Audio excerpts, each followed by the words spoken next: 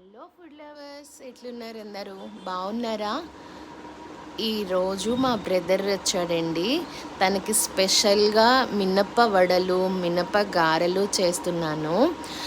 మినప్పప్పుని 3 to 4 hours నానపెట్టుకోవాలి.